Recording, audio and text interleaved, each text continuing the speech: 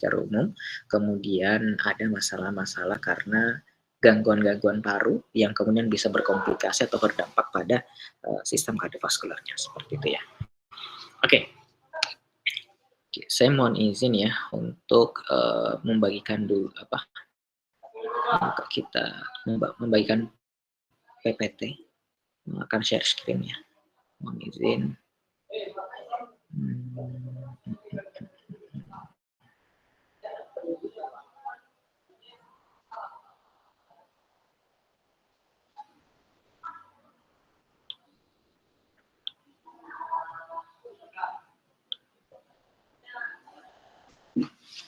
Nah, ini sebentar.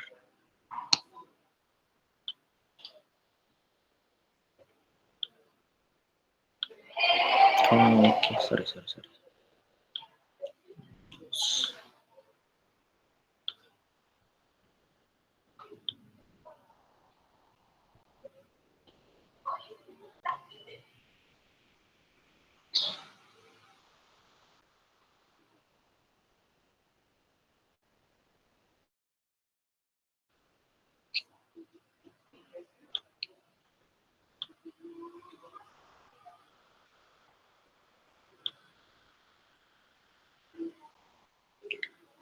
Mohon izin, apakah ini terlihat?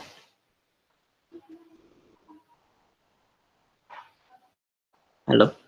Terlihat, Bapak. Oke, ini saya coba pindahkan. Apakah berpindah juga? Terlihat, Pak. Berpindah, Pak. Berpindah ya. Oke, baik, terima kasih. Oke, jadi untuk saya cuma mengenalkan ya, karena nanti akan berikut kita akan diskusi lebih lanjut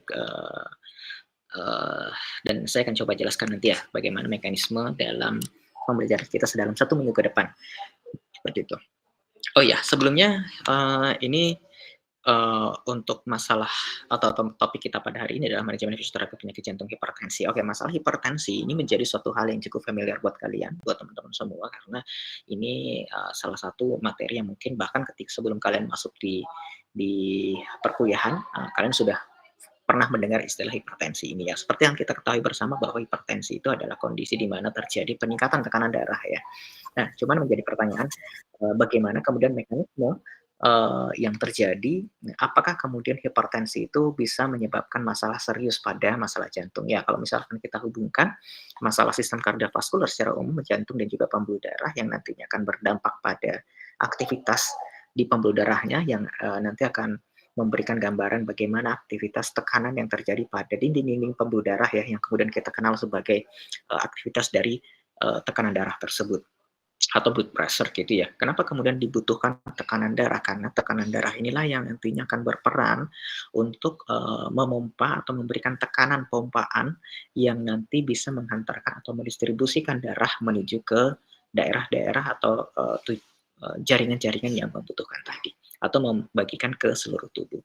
Cuman apakah kemudian kita membutuhkan tekanan darah yang dengan tekanan yang lebih tinggi atau kita membutuhkan tekanan darah yang lebih rendah? Saya kira ini adalah suatu hal yang yang harus kita pahami bahwa ternyata semua kondisi tersebut adalah kondisi-kondisi yang dibutuhkan oleh tubuh. Jadi kalau bahkan ada seorang dia itu tekanan darahnya tinggi, nah ini adalah kondisi yang bisa saja memang itu yang dibutuhkan oleh tubuhnya. Nah, dan ada juga beberapa kondisi yang kita dapatkan seseorang tersebut memang dia itu akan membutuhkan kondisi di mana tekanan darah yang dibutuhkan adalah tekanan darah yang lebih rendah. Sehingga kalau kita melihat atau teman-teman ketika melakukan pemeriksaan tekanan darah, beberapa orang kita dapatkan dia itu secara angka tekanan darah itu kelihatan rendah.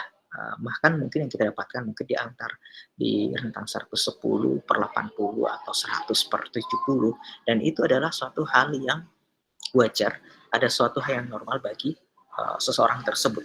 Nah, apakah kemudian itu kita katakan bagi kita ya sebagai seorang tenaga kesehatan akan mengatakan wah itu tidak layak atau berbahaya pada tubuh manusia karena itu sangat rendah, atau ada beberapa orang yang mungkin di usia-usia tertentu tekanan darahnya sudah meningkat seperti itu ya. Nah, ternyata memang peningkatan ataupun penurunan itu punya eee mengalami perubahan atau mengalami peningkatan ataupun penurunan seiring dengan kebutuhan yang terjadi pada tubuh kita. Nah, apa yang kemudian menyebabkan tekanan tersebut tinggi atau tekanan tersebut rendah? Ya tentunya dipengaruhi oleh berbagai macam faktor. Yang pertama, kenapa kemudian bisa tinggi? Ya karena itu adalah peningkatan dari aktivitas otot-otot polos yang ada pada dinding pembuluh darah.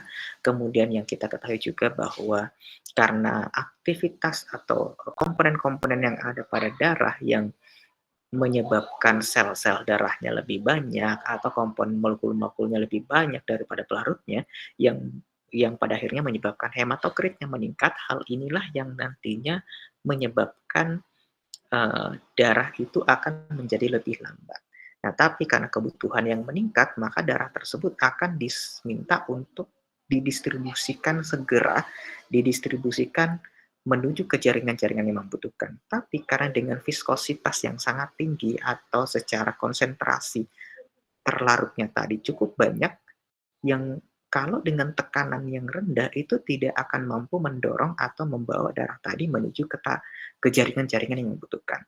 Sehingga dibutuhkan peningkatan tekanan yang lebih besar untuk mendorong darah tadi.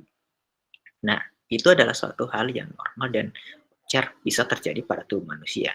Cuman, ya ada cumannya, yang namanya kondisi tekanan darah yang terus-menerus mengalami peningkatan tentunya ini akan berdampak buruk terhadap atau tidak baik terhadap kinerja atau kerja dari jantung itu sendiri.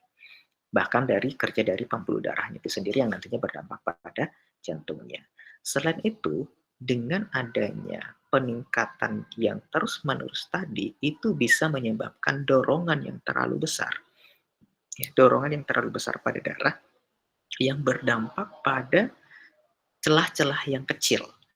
Nah, inilah yang kemudian kenapa seseorang yang mengalami kondisi stroke, kenapa seseorang bisa mengalami penyakit jantung koroner, ya mungkin dia mengalami penyempitan pada area tertentu atau misalkan ada emboli ya, ada penutupan pada area-area tertentu di pembuluh darahnya. Tapi karena dengan tekanan yang besar itu justru akan menyebabkan yang tadinya menyempit, ya mungkin bisa terbuka ya. Tapi kalau misalkan dengan banyaknya molekul-molekul yang terlarut tadi, itu justru akan menyumbat pada daerah tersebut. Dan dengan tekanan yang tinggi, itu bisa menyebabkan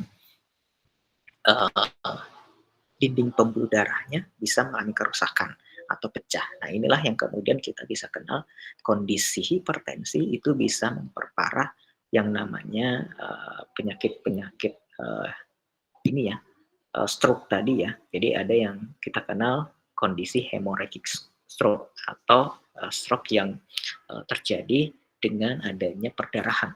Seperti itu, sama halnya dengan pada penyakit jantung. Nah, itu justru bisa dengan peningkatan tekanan tertentu itu justru akan menyebabkan molekul-molekul yang mungkin dia menempel di dinding-dinding pembuluh darah ya, tapi karena dengan tekanan yang menyebabkan aliran yang tiba-tiba besar seperti itu akan terangkat dan terbawa arus gitu ya dari darah tadi dan nantinya akan menumpuk pada area-area tertentu yang sudah terjadi penyempitan dan itu bisa menyebabkan penyumbatan pada area tersebut. Oke, ini kaitannya juga nanti akan kita bahas pada ini ya, pada penyakit jantung paru. Wah, kenapa kemudian ada muncul penyakit jantung paru? Karena ya penyakit jantung paru ini salah satu secara ininya ya, apa sih underlying prosesnya nanti akan kita jelaskan bahwa dia akan saling berhubungan dengan kondisi hipertensi ini. Cuman ada yang kita kenal sebagai hipertensi pulmonal. Ada hipertensi yang didapatkan dari kondisi masalah pada sistem pulmonal yang nantinya akan berdampak pada sistem kardio, pada sistem jantung. Oke, kita bahas dulu yang pertama yang seperti ini. Oke, secara umum anatomi ya saya kira kalian bisa melihat menganalisa dari gambaran-gambaran anatomi di sini. Ini yang ya kembali ya. Nah, jadi dalam jantung yang sehat itu kita harus melihat berbagai macam komponen yang dibutuhkan oleh tubuh, bagaimana bagian-bagian atau ruang-ruang yang ada pada jantung tersebut, bagaimana katup-katupnya, bagaimana dinding atau otot-ototnya, bagaimana sistem konduksi yang ada pada jantungnya tadi, bagaimana pembuluh darahnya, baik dari pembuluh balik atau venanya ataupun aortanya atau pembuluh yang akan dipompakan ke ataupun arterinya ya seperti itu ya dan sebagainya. Oke, ini mungkin saya lewat saja untuk bagian-bagian ini karena ini selalu kita sampaikan yang di setiap materi untuk membahas tentang anatomi dan fisiologi jantung supaya teman-teman paham ya, seperti itu ya. Udara, otot jantung dan juga darah. Sekiranya adalah suatu hal yang umum yang teman-teman sudah hafal ya, atau sudah mengerti akan hal tersebut. Ruang jantung ya saya kira juga sama. Jadi ada bagian atrium kiri kanan dan juga ada ventricle kiri dan kanan seperti itu ya. Nah, katupnya juga demikian, ada pembagian secara umum ada dua, ada yang atrioventricular atau katup yang memisahkan antara atrium dan juga ventricle, dan juga ada katup semilunaris yang memisahkan antara jantung dengan organ luar, seperti itu ya. Nah, kita melihat kalau katup atrioventricular, katup tricuspid, dan juga ada bicuspid ya atau mitral ya. Sedangkan yang katup semilunaris ada yang pulmonal dan juga katup aorta. Untuk lokasinya saya kira nanti juga harusnya teman-teman juga sudah tahu ya untuk posisi dari masing-masing katup tersebut. Oke, kemudian tadi ini sudah ya. Ini ya. Jadi untuk yang tricuspidnya tadi kita coba ulang sedikit aja. Tricuspidnya tadi yang memisahkan atrium dan ventricle yang sebelah kanan, sedangkan yang bicuspid itu memisahkan ini ya bicuspid atau mitral yang memisahkan antara atrium dan ventricle yang sebelah kiri. Ini ada katup pulmonal. Katup pulmonalnya di sini ini ya. Aortic mana sih? Oke, nggak kelihatan. Pulmonal. Ini pulmonal ya. Ini adalah katup pulmonal yang akan memisahkan nanti jantung dengan yang menuju ke paru-paru, sedangkan yang aortik katup aorta itu adalah dari jantung dan seluruh tubuh seperti itu ya. Oke, nah katup jantung ini juga akan berperan terhadap ini ya aktivitas-aktivitas yang ada pada jantung itu sendiri. Bagaimana nanti kita misalkan kayak mendengarkan suara jantung, bagaimana kemudian kita mendengarkan apakah kalau melihat pembahasan di materi yang kemarin, yang kelas A mungkin yang sudah dapat, yang kelas B dan C belum, itu ada penyakit jantung rematik, di mana nanti penyakit jantung rematik ini akan berdampak terhadap masalah pada katup-katup yang ada pada jantung. Nah, ketika terjadi kerusakan-kerusakan atau masalah pada katup jantungnya tadi, inilah yang kemudian nanti akan berdampak terhadap kondisi yang kita kenal sebagai kondisi stenosis dan juga ada kondisi kelemahan katup jantung. Oke, nanti saya kira yang kelas B dan C nanti akan kita bahas tentang masalah tersebut. Oke, lapisan jantung saya kira juga teman-teman sudah paham. Jadi ada beberapa layer, ada beberapa lapisan. Lapisan yang perikardium atau lapisan luarnya itu terbagi menjadi dua juga. Ada yang visceral perikardium atau perikardium visceral dan juga ada perikardium parietal. Jadi bagian perikardiumnya ini terbagi menjadi dua tadi ya. Nah, kemudian kita ada lapisan di bawahnya lagi, ada yang namanya miokardium atau otot-otot jantung. Itu ya lapisan-lapisan yang akan melakukan kontraksi dan relaksasi, dan juga di dalamnya adalah ada yang lapisan endokardium. Lapisan endokardium atau lapisan paling dalam yang langsung bersinggungan dengan ini ya darah yang ada pada tubuh manusia. Oke, saya kira lewat saja. Oke. Sistem konduksi ya, mudah-mudahan teman-teman selalu mengingat bagaimana jantung pada tubuh manusia itu bekerja, bagaimana penghantaran kelistrikan, impuls yang nantinya akan menyebabkan jantung itu bisa berdetak atau berkontraksi dan berelaksasi ya, seiring yang kita kenal sebagai kerja atau denyut jantung seperti itu. Oke, ada sel kontraktil dan juga ada sel otoritmik yang nanti akan mengatur semua ya, yang akan bekerja pada otot-otot jantung tadi, baik itu di otot atrium maupun otot-otot ventrikel. Oke, ini sistem konduksinya, ada sinus nodus sinoatrial, ada nodus atrioventricularis, ada berkasis atau berkas Purkinje, dan juga ada serabut Purkinje ya. Nah, ini kalau misalkan kita melihat atau secara urutan, ini kan mulainya dari SA node ya atau nodus sinoatrial yang nantinya akan menghasilkan sebuah kelistrikan menuju ke ini ya, SA node yang ada di atrium kanan, kemudian nanti menuju ke AV node yang ada di antara atrium dan juga ventricle di tengah-tengah ya. Kemudian nanti diantarkan informasi melalui berkasis ya. Kemudian nanti akan dibawa menuju ke Purkinje fibers atau berkas Purkinje seperti itu.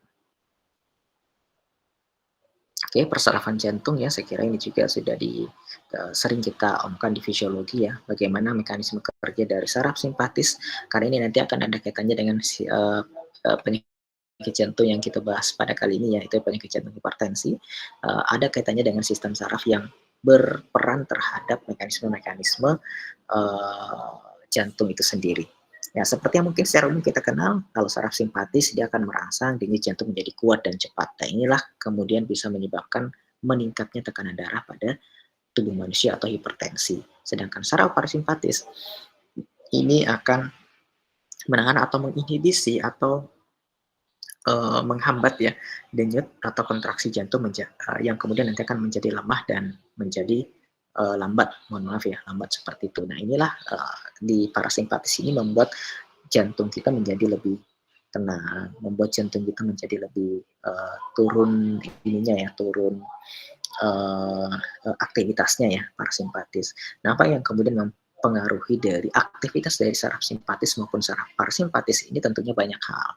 Ya kalau misalkan kita mulai dari sel sarafnya sendiri, ini tentunya disebabkan karena mielin yang ada pada sel saraf itu. Kalau misalkan teman-teman sudah belajar tentang sistem saraf, itu kan di anatomi sistem saraf ada kita kenal sebagai mielin ya. Jadi ada sistem saraf, sel saraf yang bermielin dan ada sel saraf yang tidak bermielin. Nah kalau misalkan dia bermielin, nah itu biasanya menjadi konduktor yang baik yang nantinya akan menyebabkan aktivitas saraf parasimpatisnya akan menjadi lebih ini ya, lebih bekerja dominan. Sedangkan kalau misalkan dia mielinnya tidak bagus atau sebagian sel saraf tersebut tidak terlapisi oleh mielin, maka sistem konduksi pada sel saraf tersebut akan lebih kurang baik dan ini tentunya akan memberikan rangsang untuk peningkatan pada saraf simpatisnya. Seperti itu. Oke, perserahan jantung yang tadi ya, menurunnya denyut jantung dan juga mengurangi cardiac output. Jadi ya semua mekanisme yang terjadi pada tubuh manusia pada sistem ini kita masih berbicara tentang fisiologis ya. Jadi sistem saraf parasimpatis tadi yang saya sampaikan dia bisa menurunkan denyut jantung. Tentunya dengan penurunan ini akan menyebabkan cardiac output atau berapa besar banyak darah yang akan dipompahkan menuju ke seluruh tubuh itu akan dikurangi dengan adanya aktivasi dari sistem parasimpatis. Kenapa kemudian bisa demikian ya? Karena ya denyut jantung tentunya akan sangat mempengaruhi dari cardiac output. Bagaimana kita bisa mendapatkan cardiac output itu dari denyut jantung atau heart rate dikalikan dengan stroke volumenya atau volume kucupan dari jantung itu sendiri. Nah, kalau misalkan denyut jantungnya menurun, otomatis cardiac output yang dihasilkan juga akan menjadi lebih rendah. Tentunya kondisi ini, sistem parasimpatis ini bekerja ketika tubuh kita tidak banyak membutuhkan distribusi darah. Seperti itu. Nah, itu yang makanya orang yang mungkin pada saat dia sesi istirahat, dia mungkin bermeditasi, berzikir, dan sebagainya. Itu dampaknya sistem parasimpatisnya akan lebih banyak teraktivasi, lebih dominan dalam teraktivasinya, sehingga beberapa sel sarafnya tadi akan menjadi lebih kalau misalkan kita hubungkan dengan tadi ya, bagaimana mekanisme sel yang bermielin dan juga tidak bermielin, maka sistem parasimpatis ini tentunya akan memberikan dampak pada perbaikan jaringan sel saraf seperti itu. Nah, sebaliknya pada sistem simpatis juga dibutuhkan dalam tubuh kita untuk hal-hal apa? Misalkan meningkatkan denyut jantung, misalkan kita melakukan sebuah aktivitas di mana jaringan-jaringan kita membutuhkan, karena terjadi peningkatan metabolisme, membutuhkan aliran darah, membutuhkan distribusi darah yang sangat besar, sehingga peran sistem simpatis ini tentunya sangat dibutuhkan untuk meningkatkan cardiac output-nya. Nah, dengan peningkatan cardiac output ini, maka kebutuhan darah, kebutuhan nutrisi, oksigen yang dibutuhkan oleh jaringan itu bisa tercukupi dengan meningkatnya cardiac output ini.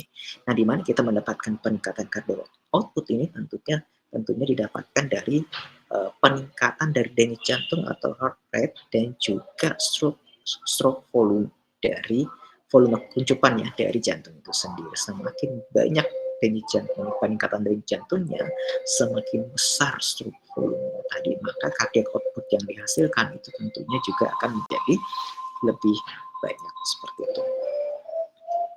Oke, ini pembagian pembuluh darah. Saya kira ini secara umum saja, ini secara anatomi dan juga fisiologi ya. Bagaimana kita berbicara tentang arteri, bagaimana kita berbicara tentang arteriol, bagaimana kita berbicara tentang kapiler, bagaimana kita berbicara tentang vena, itu kan ada perbedaan masing-masing ya. Berbicara tentang fungsinya, jelas itu punya fungsi yang berbeda-beda. Bagaimana kita berbicara secara kuantitas atau jumlahnya tentunya akan sangat berbeda juga.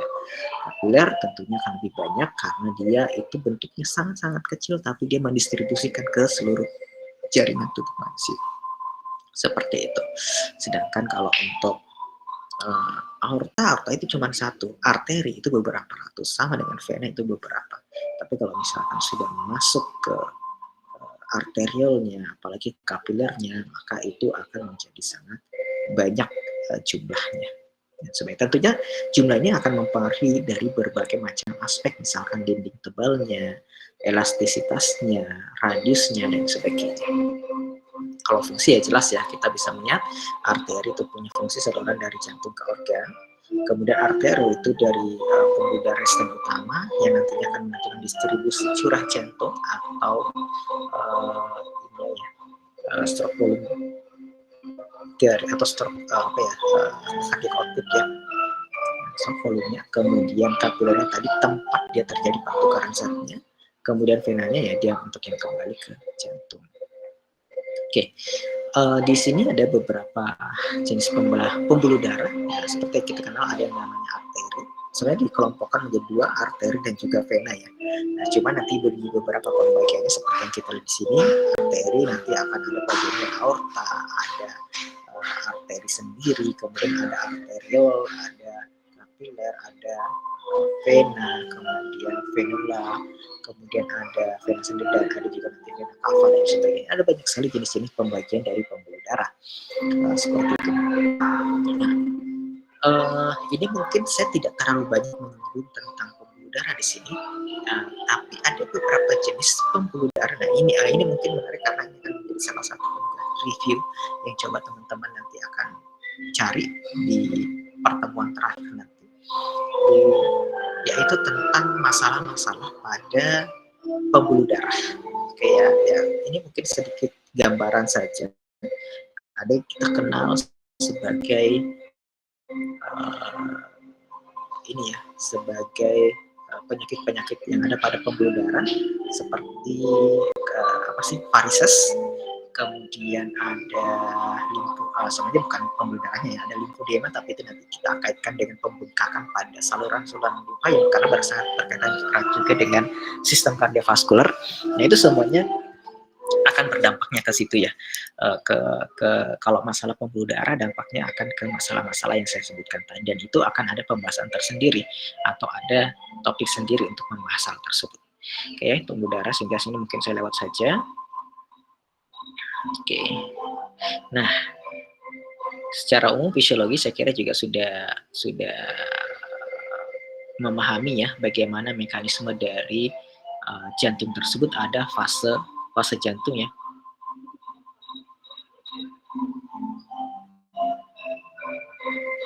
Sebentar.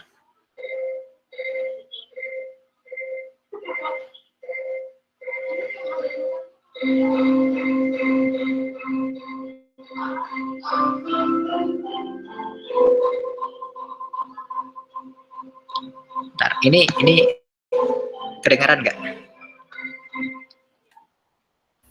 Terdengar, Bapak. Halo? Terdengar Bapak. Berau sama Samarinda.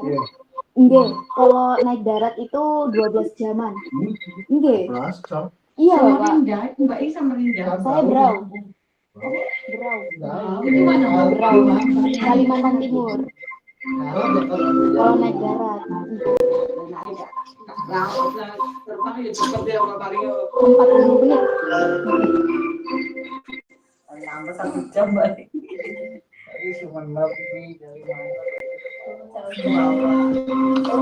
Ibu saya Oke, lanjut ya.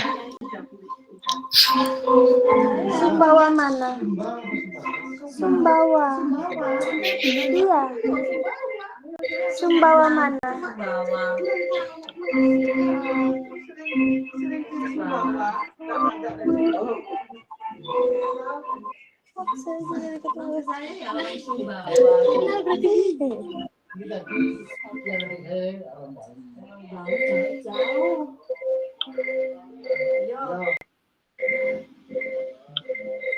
Sering ke sana, Sumbawa besar katanya. Oh, saya juga Sumbawa besar.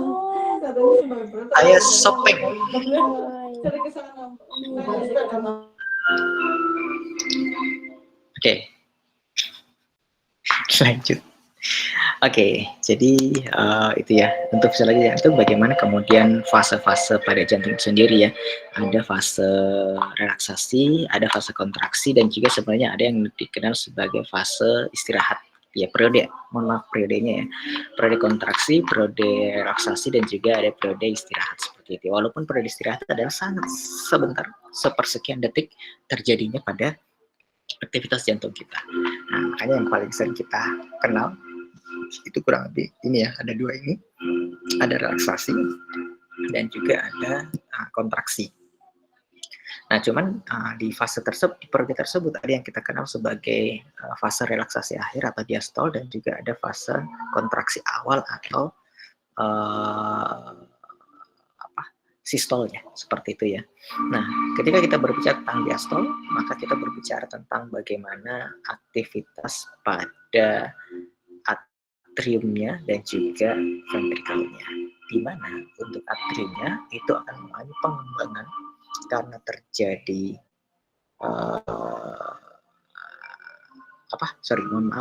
Jadi ketika dia fase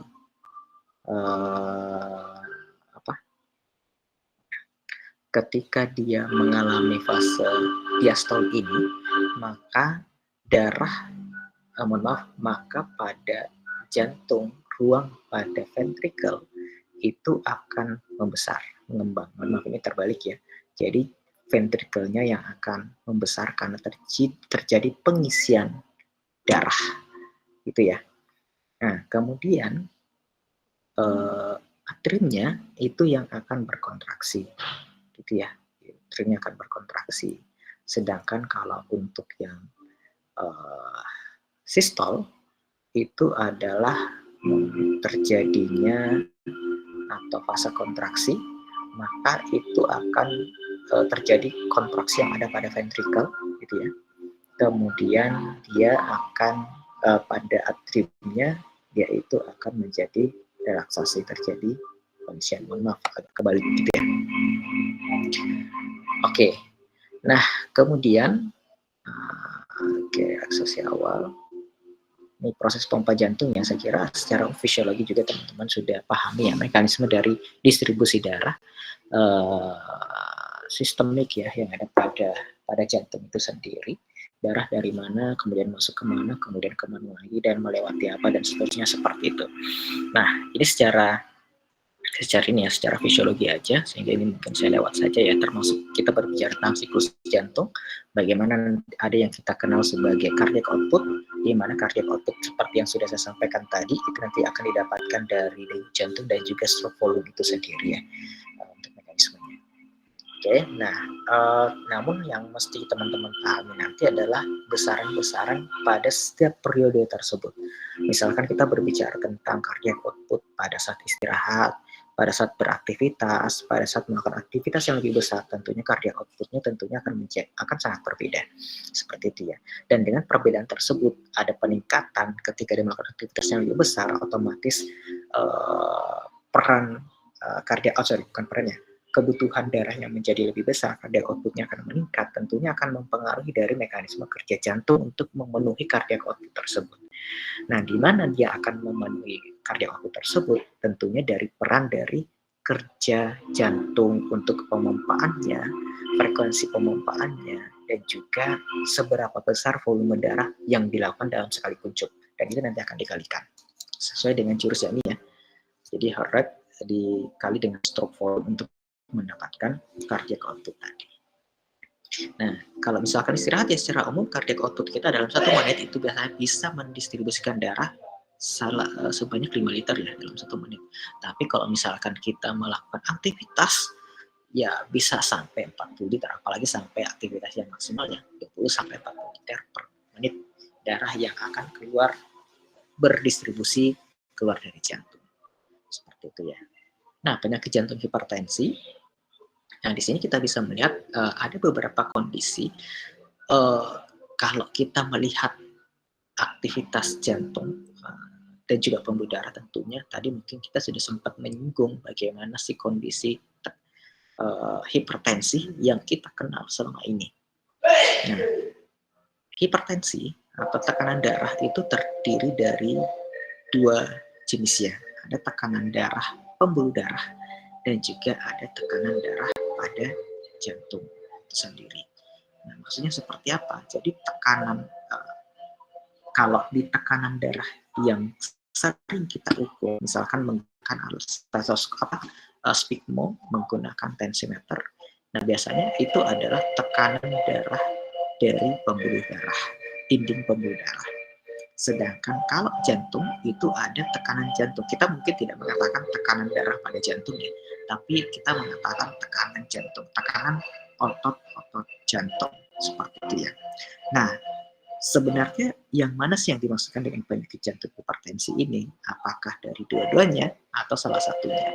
Kayak ada beberapa referensi itu mengatakan itu dari dua-duanya. Jadi bisa didapatkan dari penyakit tekanan darah itu sendiri dan juga tekanan dari jantung itu sendiri. Tekanan dari otot-otot jantung itu sendiri dan juga tekanan dari dinding-dinding pembuluh darah. Seperti itu. Tapi ada juga mengatakan bahwa kalau untuk penyakit jantung hipertensi itu didapatkan dari tekanan dari dinding-dinding otot-otot jantung seperti itu. Oke, penyakit hipertensi atau hypertensive heart disease adalah istilah yang diterapkan untuk menyebutkan penyakit jantung secara keseluruhan mulai dari left ventricle hypertrophy, aritmia jantung, penyakit jantung koroner, penyakit jantung kronis yang disebabkan karena peningkatan tekanan darah baik secara langsung maupun tidak langsung. Nah, itu yang saya sampaikan tadi. Jadi kalau mau dihubungkan yang mana sih dimasukkan dengan penyakit jantung hipertensi, apakah dia itu yang karena tekanan darah seperti yang kita ukur biasanya atau dari tekanan dari otot-otot jantung itu sendiri. Nah, bisa dua-duanya, bisa salah satunya karena kan walaupun dari penjelasan yang kita tampilkan di sini itu menjelaskan yang ada pada jantungnya ya, ada hipertrofi pada otot-otot jantungnya, kemudian ada aritmia jantung, ada penyakit jantung koroner, penyakit jantung kronis dan sebagainya yang notabene itu adalah penyakit-penyakit yang muncul pada otot-otot jantung tadi, tapi bisa kita hubungkan juga dengan penyakit, bisa kita hubungkan dengan hipertensi dalam artian yang sering kita ukur. Itu adalah tekanan darah yang ada pada dinding-dinding atau otot-otot polos pada pembuluh darah kita. Nah, dalam kondisi tersebut tentunya akan sangat erat kaitannya ya. Kenapa saya katakan demikian? Karena dengan adanya peningkatan tekanan darah pada dinding pembuluh darah itu nantinya akan menyebabkan berbagai macam masalah. Dampaknya itu bisa menyebabkan ya kita kenal ada masalah penyakit jantung koroner itu sendiri, bisa nantinya berdampak pada jantung kronis. Kemudian dengan adanya peningkatan tekanan darah dari dinding pembuluh darah tadi yang nantinya berdampak juga terhadap dari mekanisme pembuluh darah balik yang kemudian balik ke dalam jantung, tapi jantungnya masih belum siap, tapi kondisi terjadi pengisian terus, dan itu bisa menyebabkan masalah pada otot-otot jantungnya, sehingga bisa menyebabkan hipertrofi dan sebagainya.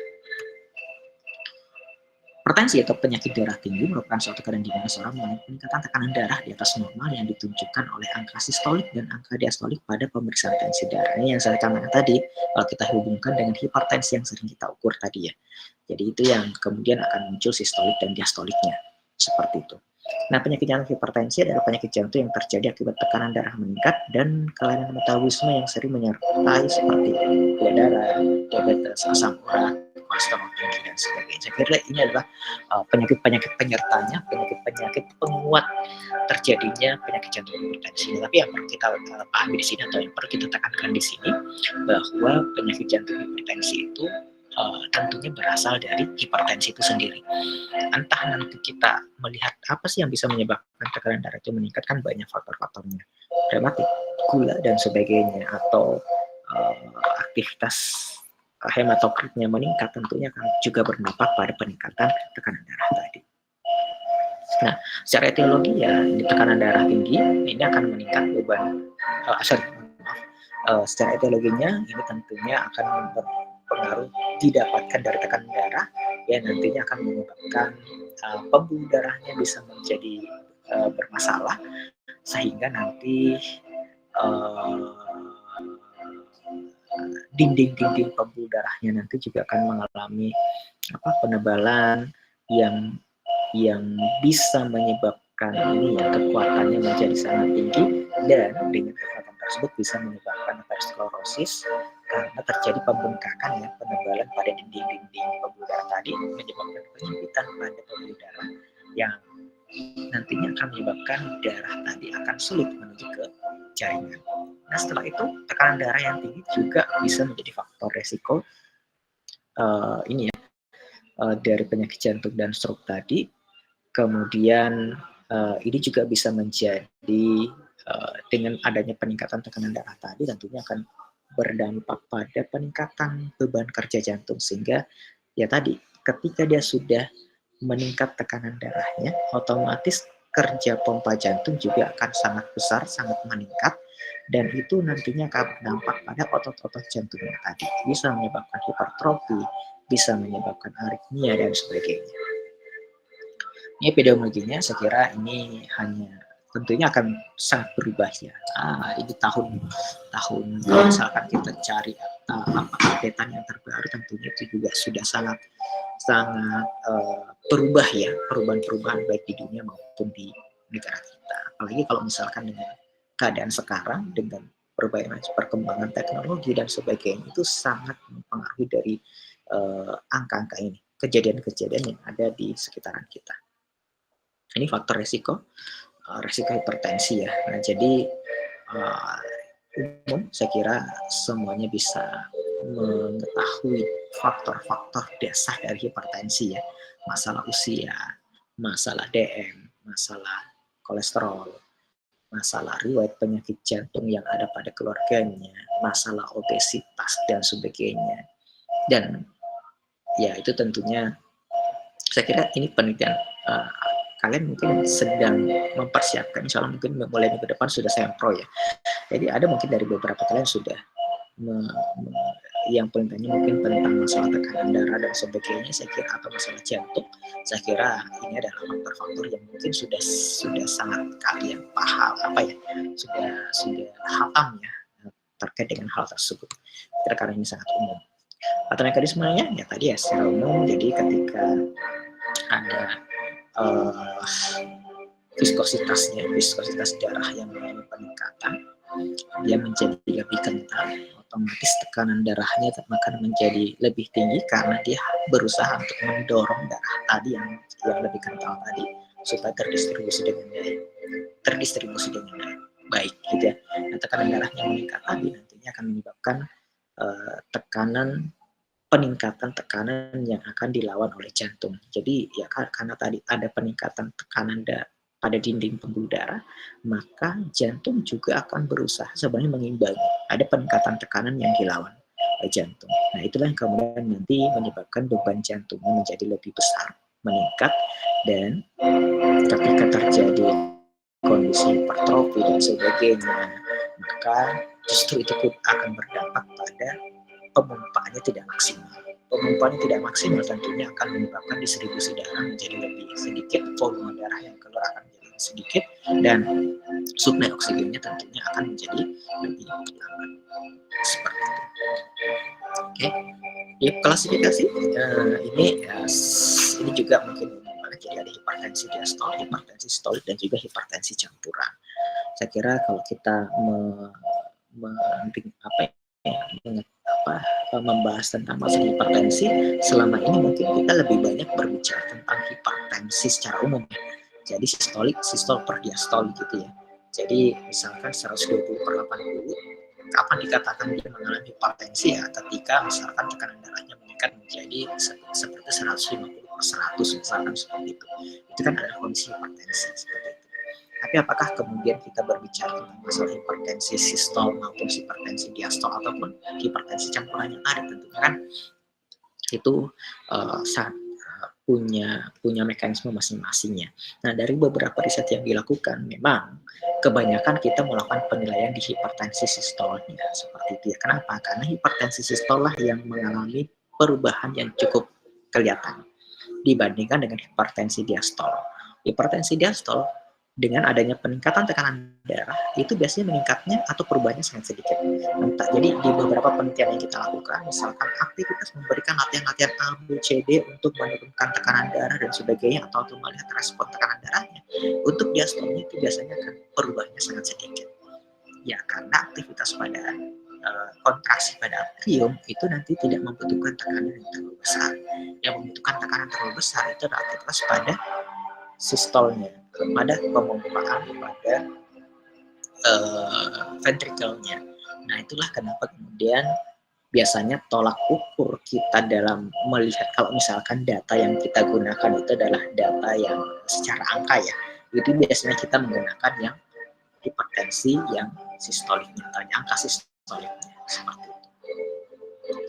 Nah, oke, penyakit jantung hipertensi ini menurut beberapa ahli itu mengatakan membagi berbagai macam kelainan jantung ya. Jadi ada yang tingkat 1, tingkat 2, tingkat 3, dan juga tingkat 4. Nah, kalau misalkan kita berbicara tingkat 1, itu biasanya terjadi pembesaran jantung. Besar jantung itu masih normal. Belum ada kelainan jantung pada EKG ataupun radiografi. Misalnya di tingkat 2 sudah terdapat kelainan atrium kiri ya, yang kita lihat pada EKG, dan adanya suara jantung 4 atau suara galop ya, atrial galop ya. Jadi di daerah aktivitas pada katup yang misalkan antara atrium dan ventrikelnya tadi, atrioventrikular, maaf, katupnya tersebut akan kita bisa dengarkan suara atrial galop. Nah, kemudian kalau misalkan dia sudah masuk tingkat 3, itu akan memberikan penandaan adanya hipertrofi ventrikel kiri pada EKG dan juga radiologinya, sedangkan tingkat 4 itu sudah mengalami kondisi kegagalan jantung kiri, dan tentunya ini akan sangat berbahaya pada pasien. Nah, manifestasi kliniknya ini ya beberapa ya, gejala-gejala yang bisa dimunculkan: sakit kepala, pusing, ya kan tadi kurangnya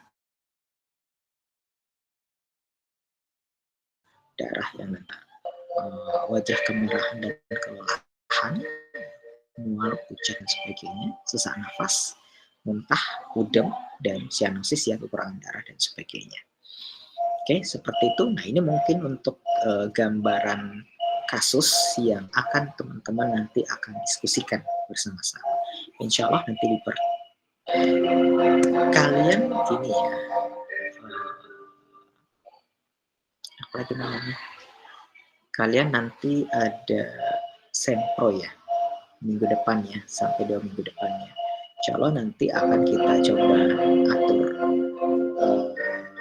insya Allah nanti di hari Senin akan kita coba untuk mulai dengan kelas masing-masing ya, kelas-kelas kecil untuk proses pembahasan kasus ini ya. Atau mungkin kita kenal nanti dari, kalau misalkan teman-teman mengenal di kelas-kelas tutorialnya. Nanti kita akan coba membahas atau mengkaji sebuah kasus yang akan saya berikan nanti, dan setelah itu kita akan bahas bagaimana penanganan kasus tersebut menurut pandangan teman-teman semua. Oke, seperti itu. Oke, kemudian ini nggak hanya gambaran aja ya. Jadi kasusnya seperti ini. Kemudian nanti akan beberapa gambaran clue dari beberapa kasus-kasus tadi yang akan kita berikan nanti, akan saya berikan gambarannya. Gitu ya.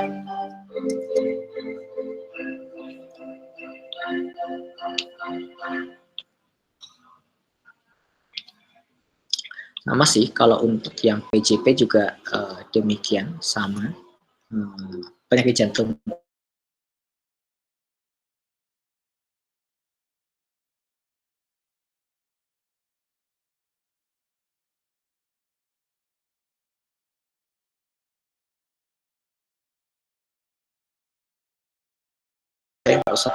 ini dapat bisa berdampak. Kalau kita berbicara tentang masalah apa yang kemudian munculkan di jantung, yang kurang lebih sama dengan penyakit jantung lainnya, seperti itu ya. Cuman yang kita paham di sini adalah bagaimana mekanisme tersebut yang bisa menyebabkan penyakit jantungnya tadi melalui penyakit pendahulunya, yaitu adalah penyakit paru ini. Ya, anatomi fisiologi saya kira ini kita lihat saja. Mungkin ini ada gambaran tambahan yang kita bahas tentang paru-paru gitu ya. Nah, kita melihat dari patofisiologisnya kan kelihatan ya. Jadi ada penyakit paru, berbagai macam masalah-masalah yang kemudian dimunculkan yang nantinya berdampak pada masalah hipertensi pulmonal. Kenapa kemudian muncul hipertensi pulmonal? Karena ada pembuluh darah yang nanti akan melewati paru-paru, karena ada masalah pada penyakit pada paru tersebut. Nah, dampaknya terjadi peningkatan tekanan darah yang terjadi pada pembuluh darah yang ada pada sistem pulmoner atau yang melekat pada paru-parunya. Terjadi hipertensi pulmonal, dan ini bisa berdampak pada darah yang nanti akan dipompakan atau yang dipompakan menuju paru-paru atau balik ke jantung dari paru-paru, yang dampaknya nanti akan menyebabkan hipertrofi dan dilatasi pada kanan, seperti itu.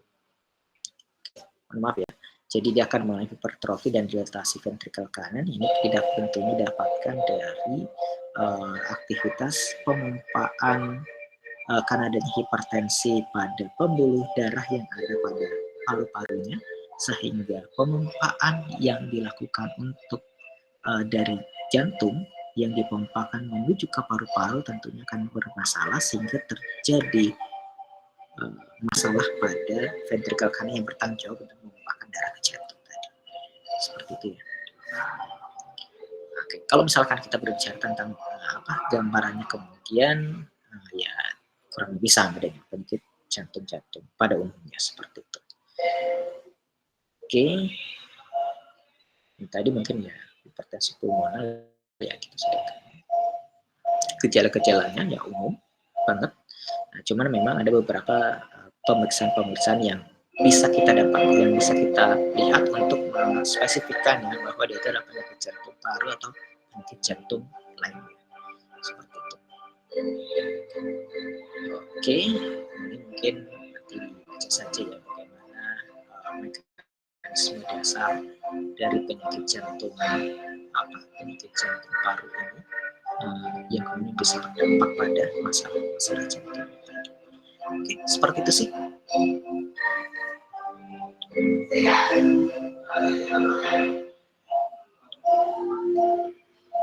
Ada pertanyaan? Oke.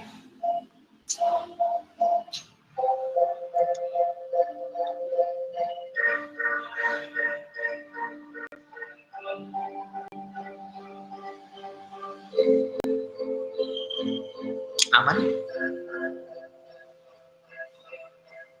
Aman ya? Aman ya? Halo?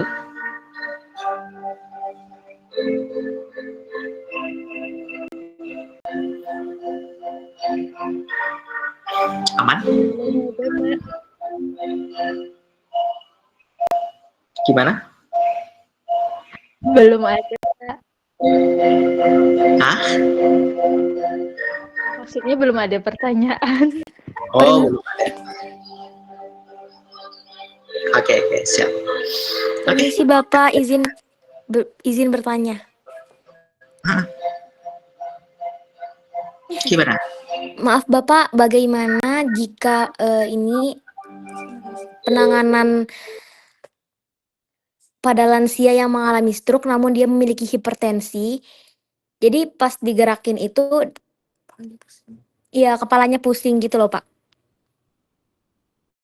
Oke, menarik ya pertanyaan. Kebetulan itu adalah kasus yang akan kalian diskusikan nanti ya. Jadi memang ini suatu yang kita dapatkan ya. Jadi nanti kasus ini kan nanti akan ada kasus yang saya coba bagikan ke kalian untuk didiskusikan. Salah itu adalah kasus yang coba. Jadi ini usianya agak dia sudah di fase lansia. Kemudian dia mengalami kondisi neurologi juga, ada stroke, dan juga dia mengalami masalah yang tadi ya, kondisi penyakit jantung, hipertensinya ini. Nah, ini tentunya ada beberapa pertimbangan yang harus teman-teman perhatikan. Ini hanya saya ngasih gambaran aja, jadi lihat, ada beberapa pertimbangan yang harus teman-teman perhatikan. Pada intinya gini, pada dasarnya gini, selama pasien tersebut dia bisa digerakkan. Selama gerakan tersebut berdampak pada tubuhnya tadi, itu belum sampai menyebabkan masalah emergensi, masalah darurat, itu lakukan. Ya. Cuman dalam pemberian latihan tadi harus kita perhatikan desain atau dosis latihan yang kita lakukan, yang harus benar-benar diperhatikan. Gitu ya. Nah, selama ini mungkin kita berbicara, kalau kemarin mungkin saya sempat bahas, kalau di teman-teman saya nanti di pertemuan berapa ya, itu sempat kita bahas tentang dosis latihannya. Kita mengenal ada yang ya mungkin dari denyut nadi maksimal seseorang, kemudian kita langsung kalikan dengan persentase ya, batas atas dan juga batas bawah. Tapi dalam kasus patologis itu tidak seperti itu, karena dosis itu atau rumus itu adalah rumus yang diberikan beberapa orang yang sakit, tentunya bukan dengan rumus tersebut, karena ada mulai dari kondisi penyakitnya seperti apa. Kalau misalkan dia ada penyakit jantung, kita lihat dari penyakit jantungnya apa ya, apakah penyakit jantung koroner, apakah penyakit jantung bawaan, atau penyakit jantung yang lainnya, karena itu punya presentasi yang berbeda-beda ketika kita memberikan treatment atau memberikan exercise kepada pasien-pasien tersebut. Itu ya, yang menarik pertanyaannya. Kebetulan itu adalah kasusnya. Insya Allah setelah ini saya akan bagikan ke ini ya, saya akan kasih ke asletnya ya, untuk memberikan sebuah skenario kasus yang kemudian nanti insya Allah Senin, karena kan kalian mulai sempronya Selasa ya. Oke, insya Allah nanti mulai Senin akan kita coba diskusikan dengan skala yang kecil, kelompok kecil, untuk membahas kasus tersebut. Baru kita lihat seperti apa yang bisa kalian angkat dari fenomena tersebut. Seperti itu ya. Nggih Bapak, terima kasih banyak. Oke, siap, sama-sama. Ada pertanyaan lagi?